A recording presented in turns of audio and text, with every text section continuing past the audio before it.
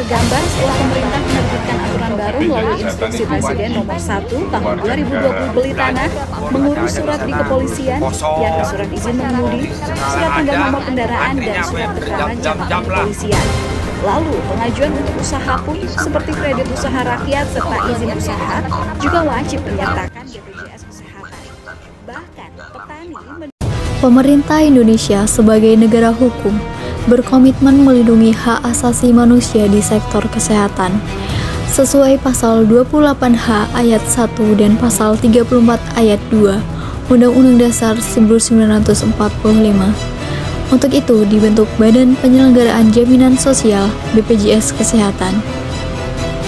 Sebelum memasuki materi, izinkan kami memperkenalkan diri terlebih dahulu.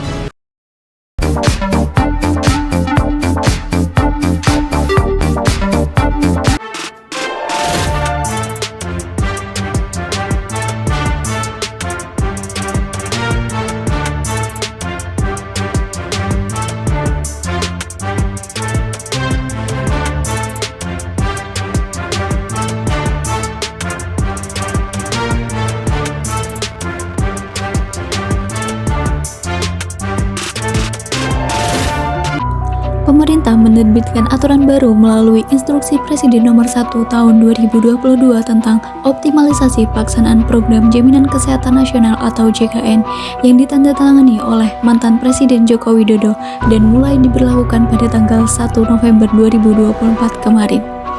Berikut penjelasan dari kelompok kami mengenai kebijakan yang dirasa kurang efektif ini sehingga muncul kontra di masyarakat dan bertentangan dengan salah satu undang-undang yang lebih tinggi.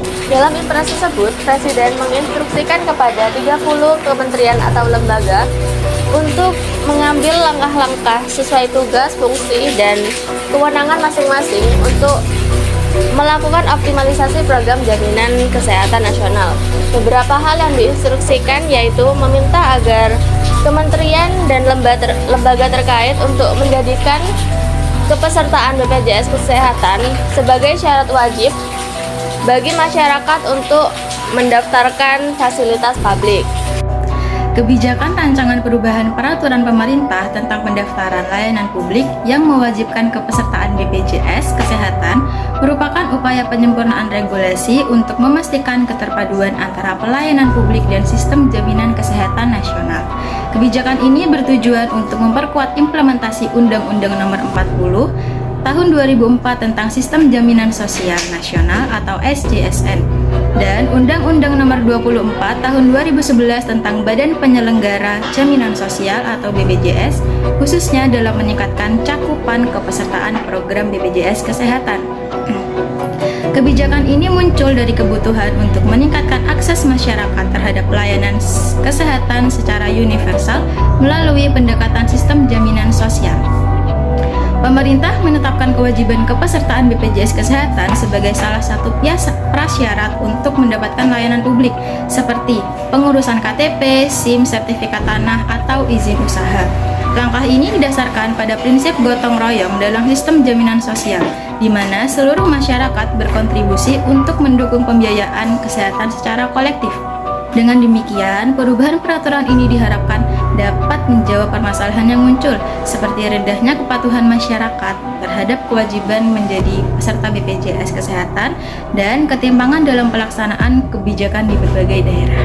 Berdasarkan penjelasan Impres Nomor 1 Tahun 2020 tadi tentang BPJS Kesehatan, dapat kita analisis dan evaluasi bahwa Impres ini bertentangan dengan beberapa peraturan. Yang pertama adalah Undang-Undang Kesehatan Nomor 36 Tahun 2009 pada Pasal 5 Ayat 2 dan 3, di mana dinyatakan pada Pasal 2, setiap orang mempunyai hak dalam memperoleh kesehatan yang aman, bermutu, dan terjangkau.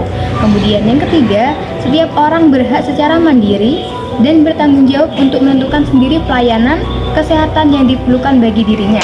Tujuan kebijakan Badan Penyelenggara Jaminan Kesehatan atau BPJS untuk pelayanan publik adalah untuk yang pertama, yaitu memberikan layanan yang terbaik kepada peserta dan juga masyarakat. Lalu yang kedua, yaitu memperluas kepesertaan program JKN untuk seluruh penduduk Indonesia. Lalu yang ketiga, yaitu menjaga kesinambungan finansial program JKN. Lalu yang keempat, yaitu memenuhi kebutuhan dasar kesehatan masyarakat yang layak. Lalu yang kelima, yaitu mewujudkan keadilan sosial bagi seluruh rakyat Indonesia. Kebijakan mewajibkan kepesertaan BPJS tentu adalah kebijakan yang baik, karena agar masyarakat memiliki asuransi kesehatan yang tidak membebani biaya administrasi jika sakit atau kecelakaan. Namun, hal ini merugikan masyarakat juga karena kebijakan ini sifatnya memaksa, sedangkan iuran BPJS perlu diaktifkan berdasarkan kartu keluarga. Hal ini membuat masyarakat menjadi lebih enggan untuk mengakses layanan publik seperti SIM atau surat izin mengemudi. SIM adalah suatu barang yang sangat penting teruntuk bagi mahasiswa yang sering bepergian seperti saya. Namun, proses pembuatan SIM tidak mudah dan ditambahi dengan sebuah kebijakan yang mewajibkan kepesertaan BPJS. Hal tersebut lebih membebani masyarakat karena harus membayar 2 kali lipat.